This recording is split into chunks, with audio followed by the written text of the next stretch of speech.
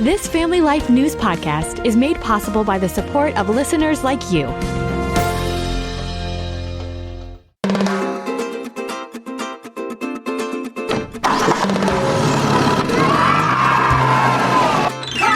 Welcome to Family Life Staycations, a summertime feature where we highlight great places to visit around the Family Life listening area.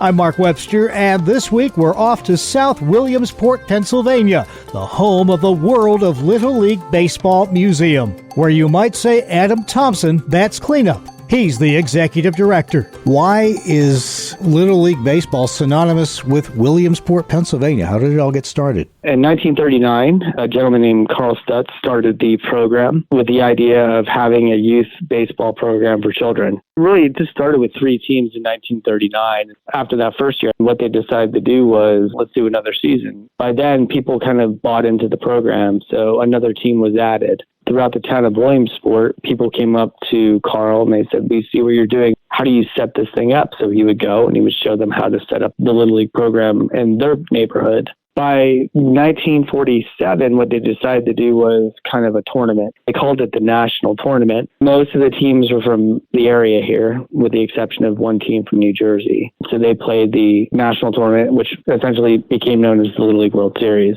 In 1948, Carl actually went out and he reached out to a company called U.S. Rubber. He asked if they would be interested in sponsoring the tournament. They said yes. They really helped promote the Little League program. So in 1948, a little film was made, and that little film kind of showed the highlights of the Little League National Tournament, as well as what the Little League program was about. And towns could actually request this film then.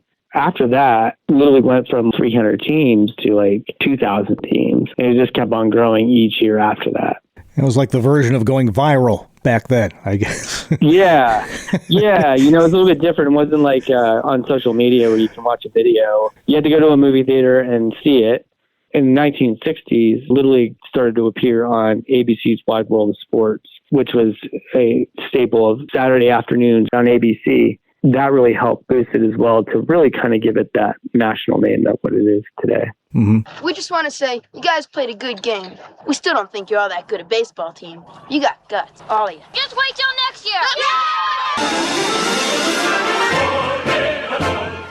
In the 1970s, the movie The Bad News Bears came out, which was funny, but probably not a really good reflection of what Little League Baseball is really all about. Yeah, definitely that wasn't a Little League program. But there's been other baseball movies that have made, too, that capture a little bit of that youth baseball program that we know today. Mm-hmm. Fast forward to today, growing up in the 60s, 70s, all that time we talked about, baseball was pretty much the undisputed American pastime. It's what it was called. Now there's competition for the attention of young athletes. Travel hockey, lacrosse, soccer, the list goes on.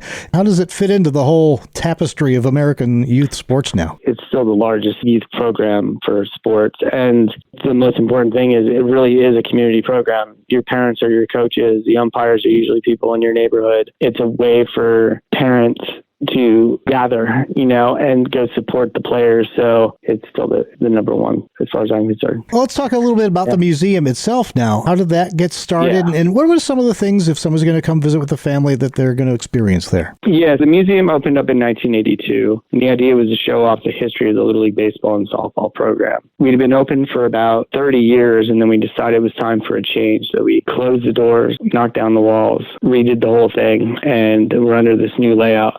The museum's broken into 6 galleries. Each gallery kind of has its own theme about the Little League program. And so you'll learn about the early years of the Little League program, where you can see the very first home plate, one of the very first uniforms. These are items that were on loan from the Stock family collection. In another gallery, you'll learn a little bit about the international flair of Little League, how it went from being a primarily American program to being in Canada, Japan, Mexico. We do have an activity room so kids can see how fast they run, how high they jump, pretend they're a catcher. So that's a very popular room. It's for Little Leaguers of all ages. Parents often will be on the running track as well. And then we shift over to really learning about the Little League World Series. We have items from both the Little League Baseball and Softball World Series. You can watch highlights from the past. You can see old team photos from pretty much every team. And we end our museum with the Hall of Excellence. Now, these are people who played Little League when they were younger and taken what they've learned from the program and applied it to whatever careers they've chosen. And so in there, you have people like Kareem Abdul-Jabbar, who most famously was known for playing basketball. We have an astronaut named Story Musgrave.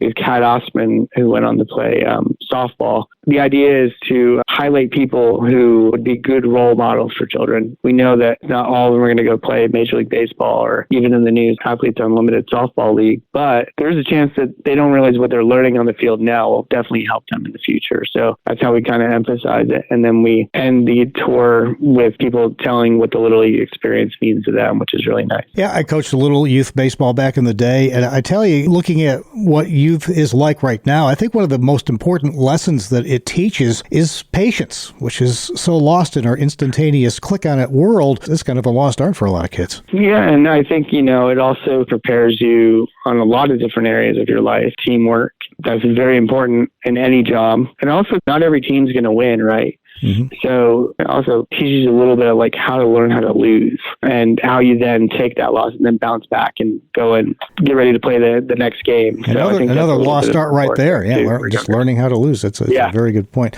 Well, let's talk about visiting, beyond the museum. Of course, the big attractions, the fields. And I guess you break that down into two parts. Little League World Series time and off season. Things are so quiet there right now as teams start to make their way toward trying to get to Williamsport. So what's it like to visit there away from the series and when the series is in town? The museum's open all year round. We do have different hours in the wintertime. We do adjust those a little bit. During the summer, we're open every day. People are allowed to come visit the museum, walk around, and when they're done, if they're interested, they can walk to the end of the parking lot, down the steps, and see where they play the Little League World Series. And we allow people to, as long as we're not doing any major work down there, people can walk around the complex and see the stadium, go sit in the stands. We don't allow people to go onto the field, but they can pretty much go and check out everything else, which is really nice. Mm-hmm. And to actually come attend the Little League World Series itself, what's involved in that? That's a little bit different. I would always encourage people to check out our website. That can give you a little bit more information. But for the most part, there's 4 games every day, usually, up until you get to the semifinals, and obviously the finals during the week. It's free admission. They can come and watch a game and have some fun. And there's a lot more things happening down there, obviously, between the games. And you have sponsors that come in and bring fun things for families to do. You have the flagship store where you can buy merchandise. But I think the most important thing to remember is the games are free. You can just show up and attend the game during the majority of the week. Final question for you. Obviously, Williamsport has meant a lot to Little League Baseball. What has Little League meant to Williamsport? I don't want to say it put Williamsport on the map, because there's been other things that have happened. There was the lumber industry years ago. But I think it's interesting when you talk to people outside of the area, they'll ask, oh, where are you from? And I'll mention Williamsport. And they'll, oh, it's the home of the Little League World Series. I'm like, yep. And, people know about this little town in the middle of Pennsylvania because of the Little League World Series. And I think that's nice for this little town to be recognized for something good versus something else. So also nice, we've been watching the World Cup all summer, and I know it just ended, and it's really great to watch all these international people coming into these towns, and I think everybody really enjoyed it. I'm thinking of the Scottish people going to Fenway and just like taking over Fenway Park, which was a lot of fun. And just seeing like all the other towns, I was kind of like, that's so cool. And then one of my coworkers reminded me, hey, we do that every year. And I'm like, oh, yeah, you're right. We have that same, we bring in all these international people and all these people from around the country, and they're coming here. So I think that's a really cool thing for a town to have. To be known for something which is wholesome and great, as the Little League program is. People from all over the world come in. It's a really great opportunity, I think, for this town. That's a good way to put it. And the common denominator there is good old baseball. Yeah. This has been Family Life Staycations, a weekly summertime feature highlighting great places to visit around the Family Life listening area. Please join us again next time as we hit the road again for another Family Life Staycation. Come on! Thank you for listening to this Family Life News podcast. If you've been encouraged by what you've heard, please share it with others and click the subscribe button to automatically receive future episodes. Family Life is a listener-supported ministry. Podcasts like this are made possible by your financial partnership. Find out more at familylife.org.